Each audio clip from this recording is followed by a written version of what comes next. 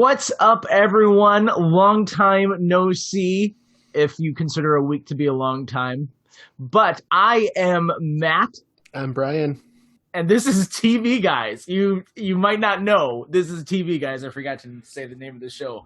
Also, you say long time no see, but you know they can't see us. This is an audio podcast. We can see each other now. So what? Are you giving like my intro a D minus or something? Like, Matt, that was the worst. I have to grade you? I don't know. No, please don't, because you're not as nice as I am in my mind. Well, so speaking of it being a week, so the kind of little behind the scenes for you guys, the way that we record this is that we record it shortly after we post the last week's episode. And so this was recorded pretty much a whole week ago. And then even a few days before that, there was a little bit of TV news that's really getting Brian going. And so this might be old news to you now, but we absolutely have to talk about it because it's really honestly a huge deal. It is. I messaged Matt as soon as I heard. I'm like, did you hear about this? And I was a little bummed that you had already heard about it, but I actually hadn't heard about it, but knowing you, I'm like, it must have something to do with this. And I looked it up. exactly. All right. So today we're going to be talking about the worst finales. But before we talk about bad TV, we're going to give an announcement about great TV, which is February 19th, 2021. Disney Plus will be uploading the most sensational, inspirational, celebrational, Muppetational show, The Muppet Show. The original Muppet Show. And I'm not talking about the 2015 series. That's already on Disney Plus. And I'm not talking about Muppets Tonight from the 90s. I'm talking about 1976 to 1981. The original Muppet Show. The Muppet Show is going to be streaming for the first time ever.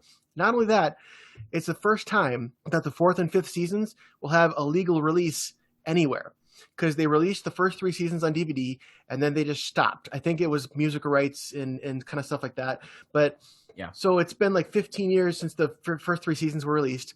And now we're finally getting all 5 seasons of The Muppet Show on Disney Plus. The licensing for Muppets is just ridiculous. Okay, so I was looking online, and so Disney owns the rights to characters of the Muppets, such as Kermit, Miss Piggy, etc.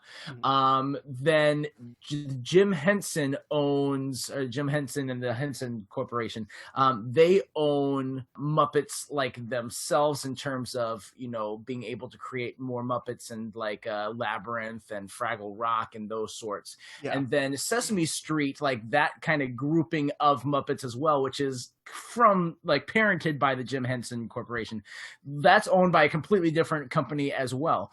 And so any time that any of these would be combined, where I can't remember which company it is too, that also licensed the name Muppet. Like Disney owns the word Muppet. And so to use the word Muppet for any of the other puppets is owned by Disney. And one of them has to actually license through Disney and rent that name. I can't remember which one that is. Yeah, well, I think that during Jim Henson's life, they were all owned by the Jim Henson Company, which is why 1987 they were able to make A Muppet Family Christmas, where everybody goes to Fozzie's mom's house, Muppet Show, Fraggle Rock, and Sesame Street characters all together.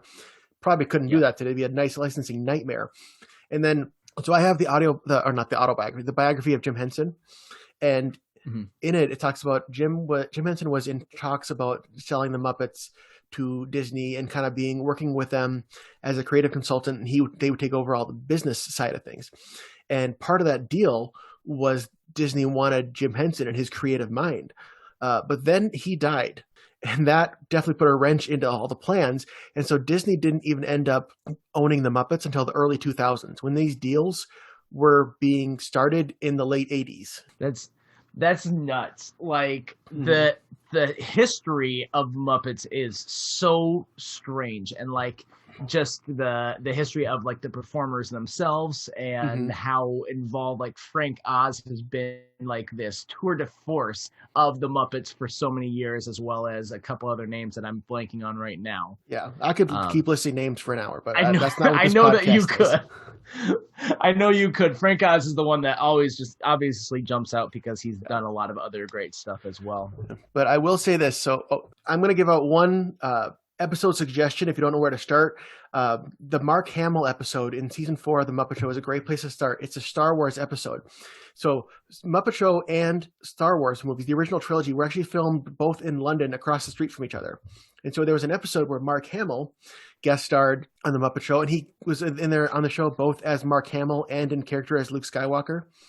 And then you also get Chewbacca, R2-D2, and C-3PO in there. Craziest thing, at the end of the episode, I'm just going to spoil this, the Muppet characters and the Star Wars characters are all singing the Disney song When You Wish Upon a Star. Crazy thing is, even though Disney owns both now, Disney did not own either of those properties back then. Yeah.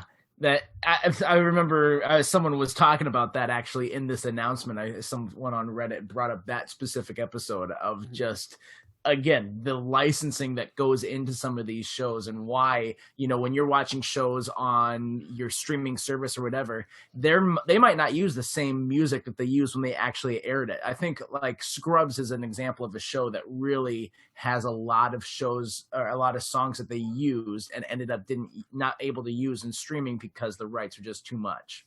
Yeah, they weren't licensing things for streaming, even in Scrubs, which was only about 20 years ago. So now things are licensed differently. Yeah, absolutely. One other thing, I wasn't planning on talking about this, but this is just a fun little tidbit that you might know. But speaking of filming in London, did you know that Guardians of the Galaxy was filmed in London, which is why in one of the seasons, when they begin the season for Parks and Rec, they immediately go off to London, and Chris Pratt is in that episode, and Chris Pratt and one of the other characters from Guardians of the Galaxy, the actor, is in that episode as well. And so they write this thing to like have Chris Pratt be in London for a couple episodes. That Prince guy is in Guardians, now that you mention it. Yeah. So they're both there. They had this opportunity to say, this is how we're going to get Chris Pratt off the show for a little bit and explain it. But my favorite joke in that episode is because obviously Chris Pratt had to bulk up for Guardians of the Galaxy and turn a lot of that fat that he had for the show into muscle. So when Ben's character is there, he's talking with him. He's like, you look good. You lost a lot of weight. And he's like, oh, yeah, I just stopped drinking beer and I lost like 50 pounds. He's like, how much beer were you drinking? And Chris Pratt's like, I know, right? So I love that line. It's a great joke. That is pretty cool.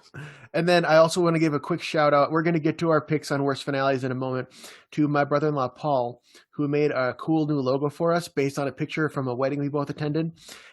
I don't know when that's going to be uploaded. Maybe as you're listening to it, we have our new logo up. If we do, shout out to Paul.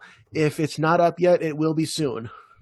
Yeah, it's really nicely done. He's an awesome graphics guy, even though that's not his profession. It's just something fun that he does. No. So. All right. And then finally, this last week was the first premiere of WandaVision, which was super exciting. I loved watching it. It's the exact thing that I thought it would be, where you watch it and you're like, that's cool. What the heck was I just watching here? I know. I had to watch a bunch of recap videos to fill me in because I've seen the Marvel movies, but I had never really got into the comics. So I don't really get all of those references. And the same thing is like, I thought this was going to take place between Age of Ultron and Infinity War. I thought it would take place while Vision was still alive, but no. And I'm sure that's not at all. Why make something easy to understand when you could make it overly complicated? Exactly. And then all the fanboys are like, oh, let me speculate. So if you hop over to my Movies on a Monday channel, Terrence and we talked about this last week, and so we kind of give our idea of this is where we think it's going based off of our comic book knowledge and a little bit of what people are saying online, kind of gathering all that together. So I think we got pretty close to what's going to be happening in WandaVision. Yeah. But feel free to listen to it and be like, all right, we'll see, and then hold us to it at the end of the run of it. So exactly. All right. Well, hey, we're not here to talk about any of those things, even though we kind of were here to talk about all of those things. We're talking about just terrible, terrible TV show finales. Now, honestly, I was going through this, and it was pretty easy to come up with my three, but I didn't really have a whole lot of other ones. So I'm like, oh, I have to include this because shows do a decent enough job, honestly, of ending their season or their series. If they don't, it's usually because there's something else going on, or because the show just got canceled and they didn't have an opportunity to film a proper goodbye. Yeah. And so we're going to talk about our three worst, because one of them, or a couple of them, they did not do so hot. So no, not at all. All right, so my number 3 is probably my least well-known show, which is the show Scorpion. Do you remember that? It was on for maybe 4 or 5 seasons. It ended a few years ago. I remember hearing of it. It was actually a pretty interesting show. It was kind of one of those shows that's a little bit unbelievable. You kind of just got to suspend your disbelief. It was based off a real guy named Walter O'Brien, and he was a super genius kid. And when he was a kid, got caught hacking into the NSA or something like that. And so now as an adult, he has this NSA handler guy, which is played by Robert Patrick. And oh, nice. He runs this team of geniuses, and they get contracted from different governments and high agencies to film, to solve these crazy, complicated mysteries and stuff. There's usually, it's like Scooby-Doo, but with life and death stakes instead of a guy in a mask. And it was entertaining. It just goes to the principle of don't end your season on a cliffhanger unless you know you're coming back. Simple premise, right?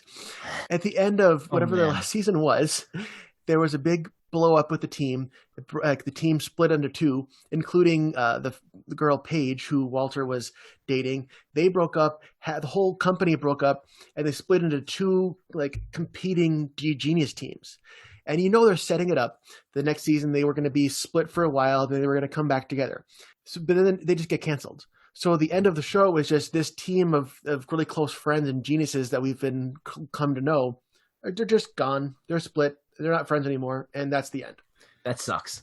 Yeah, yeah, I just recently got to the end of Spider-Man from the 90s, the Spider-Man animated show, which was my childhood growing up, watching that on Saturday morning.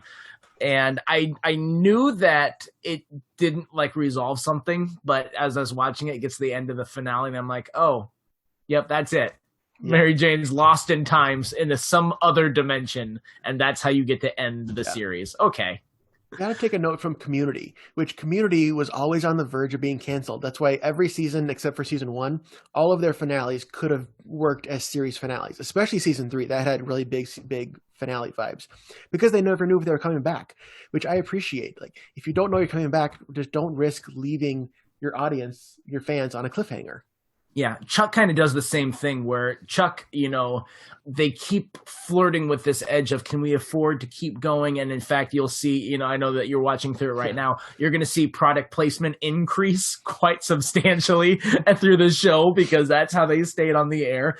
And season 3 actually had a really good thing that happened from this, is that they ordered 16 episodes or something like that. And then NBC was like, no, you know what? We'll get 4 more. Let's order 4 more. So they have this ending that could have been the season ending, and you can tell an episode 16 or whatever. And then it has 4 additional episodes that are kind of its own mini arc, but fit with the whole arc of that season. Mm-hmm. And because they were so concentrated with those 4, and they knew exactly how much wiggle room they had, and it's a lot easier to write a story for 4 episodes than for 16 or whatever. Yeah, they were able to really have a focused storyline that was awesome. And so season 3 was the best season of Chuck, and so it kind of actually worked in their favor that way. Well, I'll look forward to getting to that soon, and I blame my Chuck watching on you. I don't know if blame or thank is the right word. Well, we'll see when you get to the end of it. So sounds good. Chuck's not on my list, don't worry. There we go. It doesn't end. It's not on mine because I don't know how it ends yet. I mean, I don't like one thing that they do, but it's not enough to ruin the series for me. So that's I don't have a whole lot to say about Scorpion. I want to leave room to rant about my other 2 picks. So why don't you go ahead with your number 3? All right. So my pick actually is a show that has 3 series finales. 2 of them sucked, and one of them was actually really good. So that show is Scrubs, because what happened with Scrubs is at the end of season 6, I think it was season 6. Let me look up here real quick. At the end of season 6, they were planning on going to another season, and they weren't sure if they were going to be ending it. So they didn't do something like what you were saying, where they have like this cliffhanger. And Scrubs really doesn't do that anyway with their season finales. But they get to the end of this season. What happens a couple episodes before the final episode is that Kelso retires, and Dr. Cox is going to be taking his spot as chief of medicine. And so things are going to get changing a little bit. And JD, he can feel that change. And then the writer's strike happens. And all that they had written past that was one episode where it's like this medieval episode. Where Dr. Cox comes home from a long day at work, and in this episode it backtracks, and so Kelso is suddenly in charge of the hospital again. He's still chief of medicine, so it feels like it's out of order anyway. But then Cox goes home and he tells this story, and the episode is fine. It's not like it's a bad episode, but it does not work as a season finale. It definitely does not work as a series finale because it doesn't resolve anything. It's just another episode. And then ABC picked this show up. It went from, I can't remember which other NBC. I thought it was NBC, and then went over to ABC. So ABC is like, no, we're going to go ahead and give you another series, or we're going to give you another season, let you go out on a high note, especially because this is a show that still got decent ratings. Yeah. So they gave them a whole season 7, which was a pretty good season. I really enjoyed it. I think it's 7 and then 8. No, they had 2, and then they had the it's not really the season, but it's a Okay. Yeah. So they had, ABC, it had a really good shelf life there. It had good episodes, great finale. I really, really liked that finale that they did. And then they decided to do a spinoff. And so they have this other season that they have this spinoff, and it's like Scrubs Med School. And they were trying to toe that line where you do enough for the fans of the original show. So they brought in a couple people that were on the original Scrubs. And then they also had these new characters that you followed. But they brought in so many characters from the old show into the new one that some of them were going to be full stars of it, and other ones were going to be guest stars. And it just kind of got confusing the whole way through, and it ended up being where the show never found its identity, to the point that now it's actually even considered to be Scrubs season 9 instead of like an actual spin-off show. So it's kind of both, and it ended up being just weird, and it got canceled. And because it got canceled, it didn't have like a series finale. So I mean, it did, but the episode was like, And so the whole thing was a mess, where it's like you had a great finale, and then you ruined that finale with a mediocre show after that for a whole season of 13 episodes. It just didn't work. It's like you're trying to, hey, here's this new premise. Like, no, we just did this premise for 8 years. We don't need to redo it with new, crappier characters. Yeah, exactly. The characters you never bought into. Especially Dave Franco's character. Dave Franco's a great actor, and this was one of his first roles that was before like he broke out. But the character was just this whiny little entitled kid you just wanted to slap across the face. One of my favorite tidbits about the good season finale, with the finale of season 8 of Scrubs, is it's all focused on JD leaving. And towards the end of the episode, JD says goodbye to not the janitor, but a different janitor. That janitor was played by Bill Lawrence, the creator of the show. So it's like a different level. It's like him saying goodbye to like we've been friends on this show for 8 years. Yep. And I think even he said the last line. I think he said good night, and JD didn't say anything after that. So I think he actually had the final line of the series. Yeah. It's a great finale, but the other ones are not, and that's why they're my number 3. All right. My number 2 is a show that we've all heard of, and we've all seen a little bit of it, but I don't know of anyone who actually sat down and watched all of 2.5 Men. Nope. So I didn't either. I'm not an expert on the show, but I do remember how the show ended, and it was crazy. So, backstory, they kill off Charlie Sheen's character 4 seasons before the end. There was all this kind of drama between him and Chuck Lorre, and it got to the point where like, you know what, you're not just off the show, we're going to kill you off. I forget if he got fired or quit or both, but that was prime crazy Yeah, Charlie Sheen time. it was fired because of his, like, that was his like winning and Tiger Blood interview, and he Yeah. just went off the rails and went against Chuck Lorre, and then like he kept talking about it, and Chuck Lorre's like, no, we're not doing this. Yeah. So he was off the show for the last 4 years. They brought in Ashton Kutcher, and they kept the show going. But then in the finale is a 2-part episode called Of Course He's Dead. And I'm going to try not to get mad. They reveal that Charlie's been alive these past 4 years, and he's been kept in the basement of his ex-girlfriend Rose in a dungeon like in Silence of the Lambs. Okay, but we don't see him. All right, between the whole 2-parter, there's all these teases like, oh, what's gonna happen with Charlie? What's gonna happen with Charlie? Then at the end of the episode, you see supposedly Charlie from the back walking up to the front of the house, and then a piano falls on his head and crushes him to death. Piano. I'm not making this up. The camera pans out to Chuck Lorre sitting in a director's chair, looking directly at the camera, and says, winning, and then a piano falls on his head. That's what it was. So Charlie was alive, but they didn't even get Charlie Sheen back. They wanted to. You know, Chuck Lorre always has those like freeze frame cards at the end of his shows. It explains, I was looking into this, they reach out to Charlie Sheen. What they wanted to do was pretty much that premise. They wanted him to walk up, look in the camera, and go on this rant about mental health and drug abuse and all this kind of stuff, but then say like, yeah, but that's for regular people. I'm special. And then have the piano fall on his head.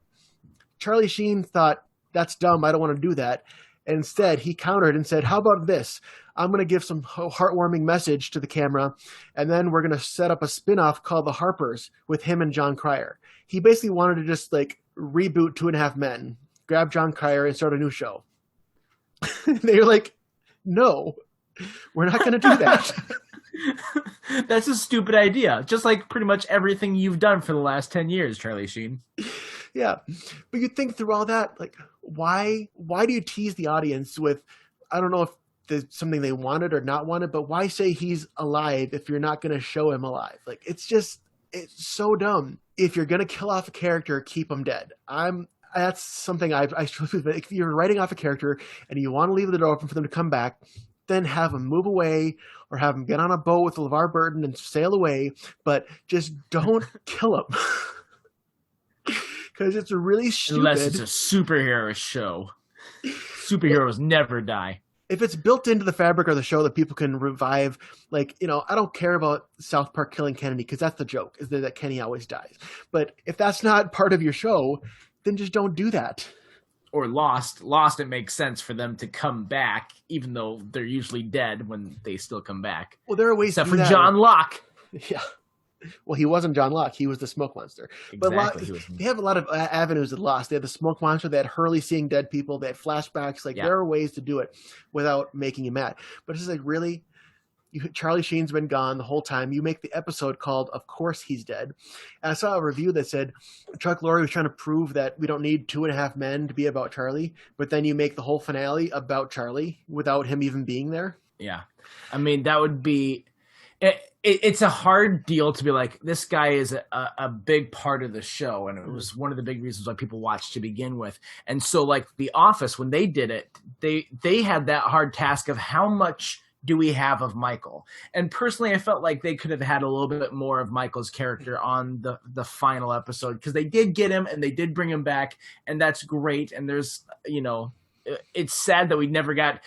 Angie has said this multiple times that with The Office, the biggest regret with Michael is that we didn't get to see him and Holly have a wedding. You know, that would have been a great episode, even if it's like a one-off sort of thing.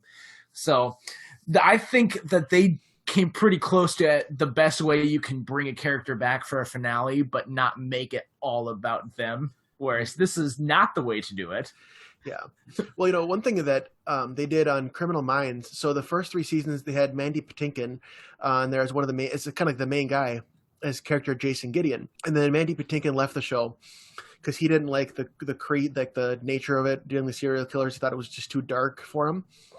But they left the door open. They didn't kill him off. And I think they always wanted him to come back for guest appearances, but he never did. Fast forward to season 10, it kind of became clear. He made it known, like, I'm done with this show. Like, I'm not coming back. So then they killed him off screen, and they had the cast solve his murder. And what they did to kind of give closure is they did flashback episode to him and one of the other characters when they were young, joining the FBI.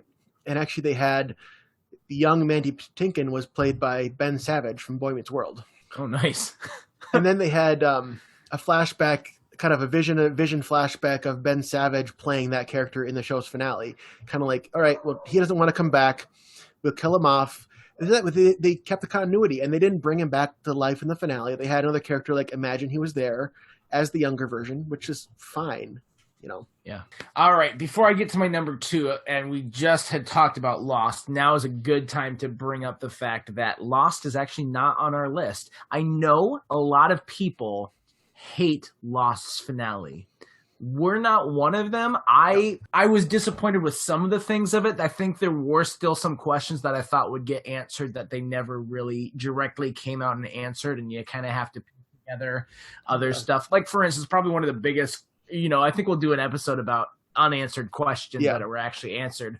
But I think like one of the biggest things is like, well, why was Walt so special? Well, we don't know why he was special. We just know that he was. Like that ended up being all that they gave us. The fact that the others wanted him, like is because he was special. And we know he was special, but we don't really know why. And that's the big, I think what you're about to say, that's the big, I wish that would have been answered, but I can understand that would take a lot more to dive into. I'm going to save any more comments about this till we make that episode, because if I start making a rant, we're going to talk for a while about Walt. And we'll do that on the podcast, and I have a lot to say.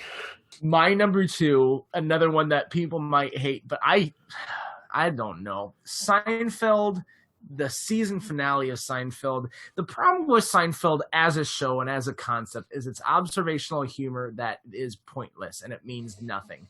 The whole the premise of the thing is this is a show about nothing. Yeah, we get it, and that works, and it's a certain type of humor, and there are great Seinfeld moments, and there are great Seinfeld episodes. I'm not here to knock the show as a whole, but with that concept, you can't really have a fitting end, because what they did was they got all the main characters arrested, and then they went on trial, and they brought back pretty much everyone that had ever been on Seinfeld, that these 4 had been selfish or stupid or in their own, like, the mannerisms, they did something to these characters. So they keep bringing all these people to testify as character witnesses that these 4 are terrible people.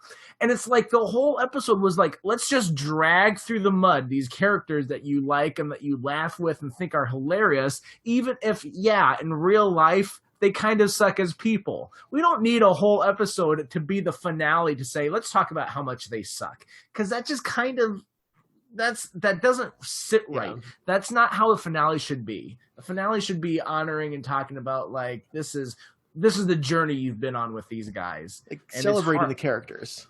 Yeah, exactly. Instead of celebrating them, they're just taking pot shots the whole episode. Exactly.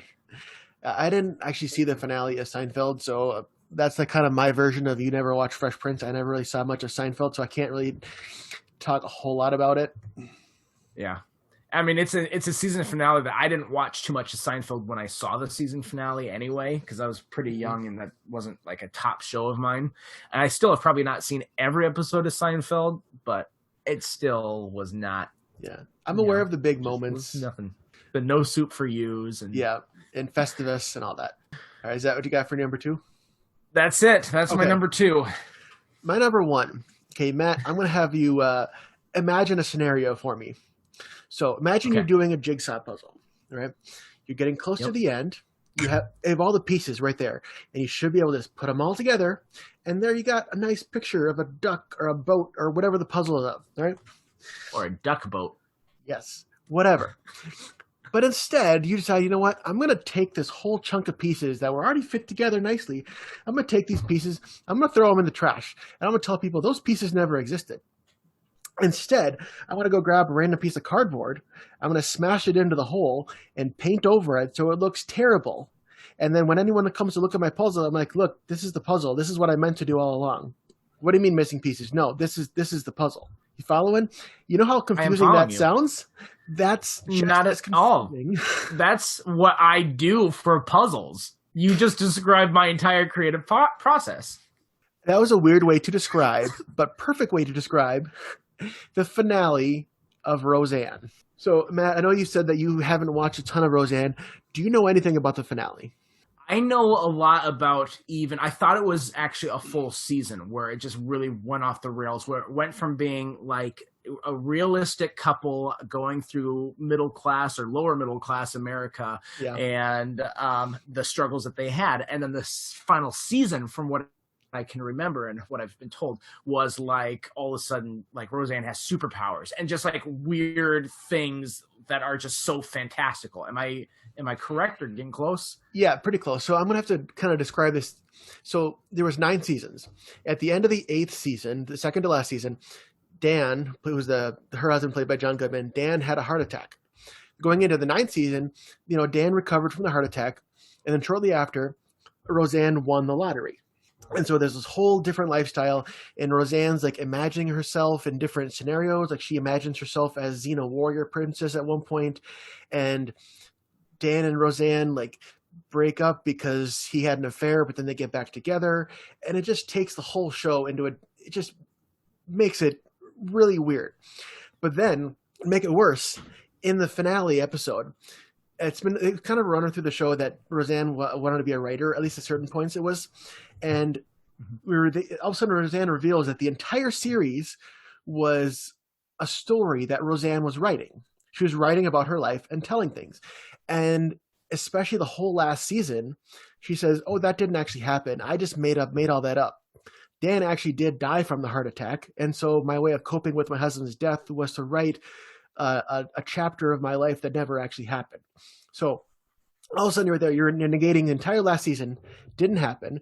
You're saying that Dan died. Matt's looking confused, as we all were. Why is this the choice they're making? Oh, it gets worse. She also reveals, all along, my sister Jackie, she's gay. She's been gay the whole time. I just wrote her as straight the whole time. Oh, and then my daughter Darlene, who was dating David, and my daughter Becky, who was dating Mark. It was actually Darlene who was dating Mark, and Becky who was dating David. She switched their boyfriends and said, all along, it's been, and that doesn't even fit because they didn't start dating at the same time. The stories were different. She says each of her daughters were dating each other's boyfriends. Her sister was gay. Her husband's dead, and the whole last season never happened. That's all revealed in the Roseanne finale. And then when Roseanne came, and then years later when Roseanne came back for the reboot, before it was the Connors, they did one season of the reboot when it was Roseanne. They basically said, "Okay, we're just going to undo all of that. We're going to undo the undo. We're going to keep the fact that the last seasons never happened. They never won the lottery, but Dan didn't die. But the girls have their original boyfriends back, or like the stories that they had dated them back. Jackie's not gay anymore. So it's just..." And they made a throwaway line where Dan and Roseanne are talking about this book, and Dan says, "Well, of course no one liked it. You killed off the best character." And then, of course, going into the Connors, they killed off Roseanne, and that one stuck. Yep, that stuck around. Yeah. So everything, like, I don't know how you get to these decisions to completely derail your show to the point where when you come back for the reboot, you have to undo it again and say, this didn't happen. Well, I mean, it sounds similar, maybe not as disturbing, but it sounds similar to what I heard like Family Matters did. Like that Family Matters didn't really focus on Urkel early on. It was about Carl and his family, and then Urkel became such a fan favorite that more and more storylines favored him, and then they got into like the Stefan and like that whole thing that was just out of left field. Yeah. And I'm sure that was the same thing. Yeah, Family Matters didn't get as wacky in the beginning. There was an episode I actually just watched the other day, an episode from season 2, where it looks like Urkel built an atom bomb and blew up Chicago, but then that turned out to be a dream. So it's like, it didn't actually happen in the universe, obviously. But then in later seasons, equally crazy things happened that actually happened in their universe. And yeah, the show, Urkel wasn't even on the show in the beginning. He was supposed to be a one-time guest appearance, but he was such a breakout star that they like, all right, immediately, this kid's going to be a regular, and he's going to be the star of the show. What did he have over them? I don't know. And the first episode he was in wasn't even that good. He just walks on the set and is like, by the way, I've got blackmail pictures here. So this is going to be all about this guy from now on. Yeah, but I don't know. There's just nothing that I can think of that is a worse finale. Even your number one, which I know it's going to be, is not worse than this crap with Roseanne. It's yours sounds like just insane. Yours sounds like the writers all took major blows to the head. Mine is just major incompetence by the writers that they got stuck because of what they did early on. So real quick. We were told, again, we already brought him up, and we love Paul, your brother-in-law, and he really enjoyed our episode where we just bashed some of like those lead protagonists, including Ted Mosby from How I Met Your Mother. And no list in talking about bad finales is complete without bringing up the How I Met Your Mother series finale. The final season itself kind of sucked, where it was the final season of How I Met Your Mother was every single episode was all taking place over this one weekend where where it was Barney and Robin's wedding, and they had like this destination wedding somewhere up in northeast of the country, I think in like Maine or something like that. So they were out far away from actually New York. They're on this other set, completely different location. And it's like every single episode, it was almost like it was actually 24, where it's like every single episode was like 30 minutes of real time, because they just had to pad out that amount of time leading up to the wedding. And so they didn't have a whole lot of time frame to work with.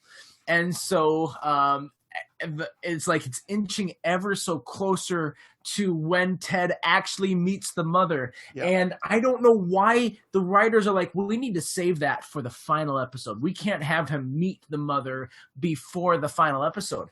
Like, I would have loved to see him meet her at the end of the previous episode, and then we have a whole season of fun shenanigans with him and the mother and the friends and all that, so we can at least like really understand and appreciate the relationship Ted has with the mother. Because what happens in that final episode is they throw away all of that buildup. They do like 10 years worth of time in that final episode. Yeah. So you get this whiplash of like every episode being like 30 minutes real time to all of a sudden, oh, by the way, let's do all 10 years at once. Yeah.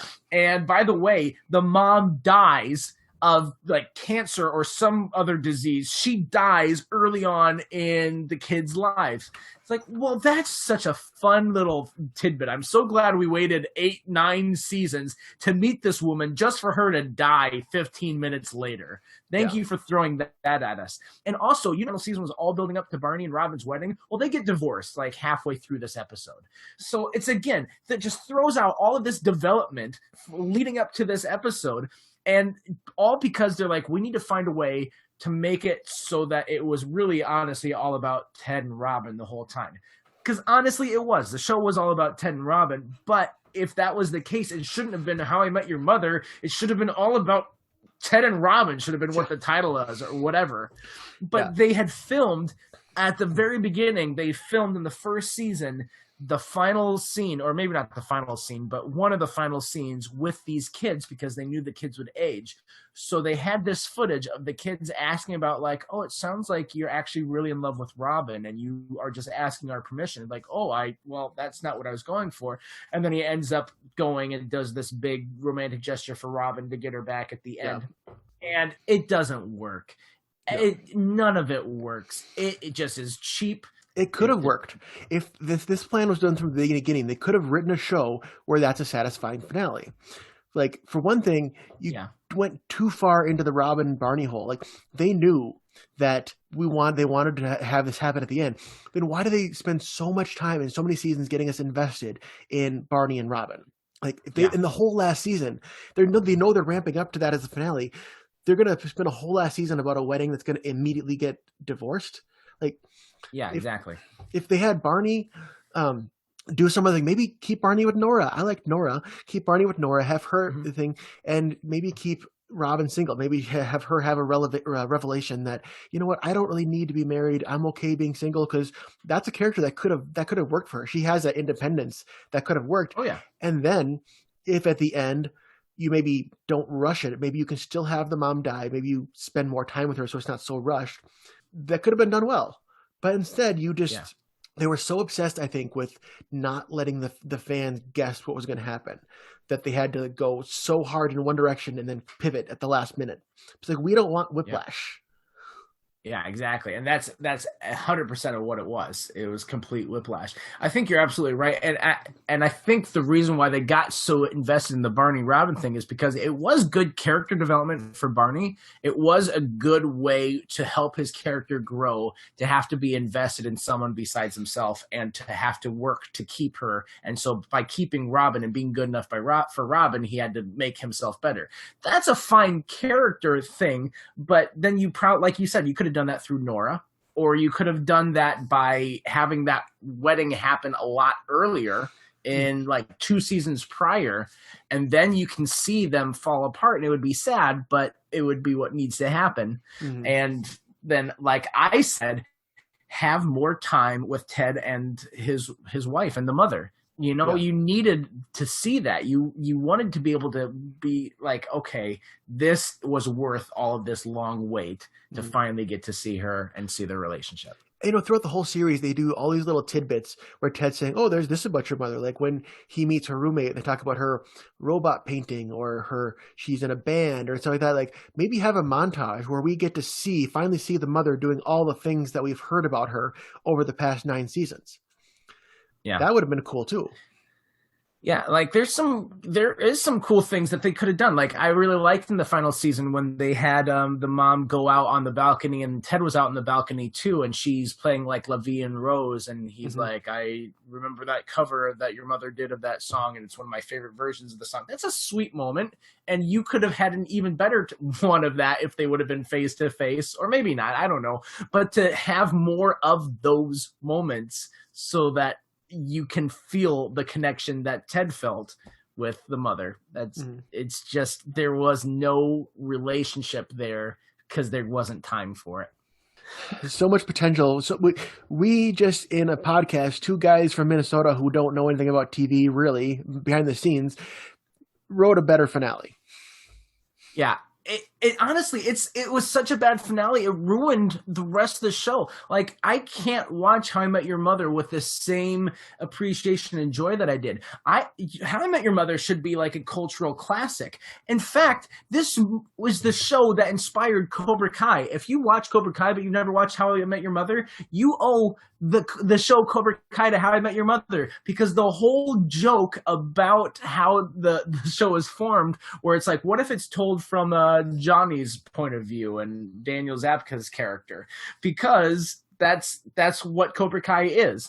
And so this was the first one to point that out and say, no, maybe he wasn't the bad guy. Maybe Ralph Macchio was the bad guy. Yeah. And that was a fun joke. And they played that through How I Met Your Mother. And then Cobra Kai was like, yeah, let's try that. Let's see what happens with it. And it works. Yeah. Like, I just checked my official 2021 rankings that I did. And How I Met Your Mother is my 14th ranked show, and it would definitely be in my top 10 if it weren't for the finale. Yeah. It would drop it a lot more for me. It really left such a sour taste in my mouth. I mean, I've heard people, like, we haven't brought up one of these shows that I've heard people talk about how terrible the final season was. A lot of people hated Game of Thrones and how that ended. I've never watched it. I'm imagining it's the same sort of thing. So if you've seen Game of Thrones but not How I Met Your Mother, imagine that same sort of thing where you're like, this wasn't what I wanted. This lead up was terrible. This final season was terrible. Yeah. It erased all the goodwill of the previous seasons. Well, I don't think there's anything else to say unless you got something. Let's jump into trivia. Let's do it.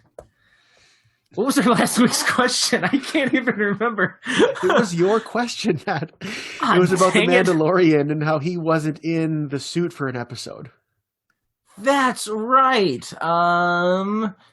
Let me look up the name of that episode real quick. Because why prepare in advance? Because why do that? Hang on. So let's fill the air with just random talking. You know, I could cut this out, but I'm not going to. Oh gosh. Well, thank you. I appreciate that.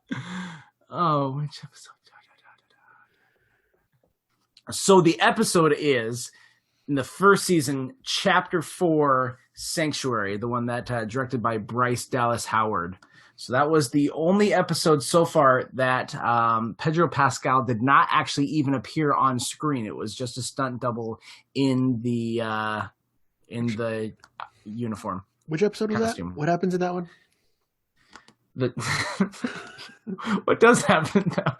Oh my gosh. I'm trying to remember because it's been a while since I watched that. Oh yeah, that was the introduction of Cara Dune, the very first episode with her. Oh, that was a good one. All right.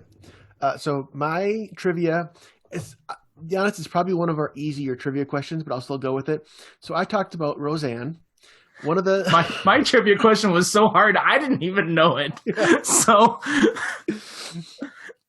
one of the daughters on Roseanne, Darlene, was played by Sarah Gilbert, and her boyfriend on Roseanne, David, was played by Johnny Galecki. So the question is, what other show did Johnny Galecki and Sarah Gilbert also play a couple on? I know this one. Would you have known if I didn't tell you? I would recognize the name Johnny Galecki. I would have been like, I only know one other show with him on it, so that's my guess. Game of Thrones? Yep, Game of Thrones, that's it. But let's be honest, any couples, quote unquote, on Game of Thrones, they don't stay that way for long. Yeah. And because usually they're family instead. So anyway, with on that delightful note, we don't get to end every episode with an incest joke, but when we can, we do. So is that our policy? That's in the small print. Gotta watch before I sign things. Well, next week I am looking forward to talking about the best series finales of TV shows. There are some really good ones. And so in the meantime, make sure that you are never missing an episode. Follow us on Facebook, follow us on Twitter at TVGuys1, or on our email address, tvguyspodcast@gmail.com. Yeah, send us fan mail. Ask us questions. I'd be like, Matt, you're really stupid for your stupid trivia thing that you didn't even know. Feel free. It's okay. I can handle it. I'm a big boy. Yep. And we appreciate our 5-star ratings that we've gotten from a few people on Apple Podcasts. 2 of them wrote notes about us, which was nice. Appreciate it to you two. And for everybody else, if you want to do that, you can do that as well. Unless you don't like us, then skip it. And the other ones who rated us 5-star but didn't leave notes. Way to be lazy. Yeah. One of them was from El Rizdal, so who knows who that could be. Jeez, what a nerd. She's going to go back and she's be like, 1 star. That's what you get. Well, until next time, I'm Matt. I'm Brian. And we're reminding you to stay tuned and keep watching.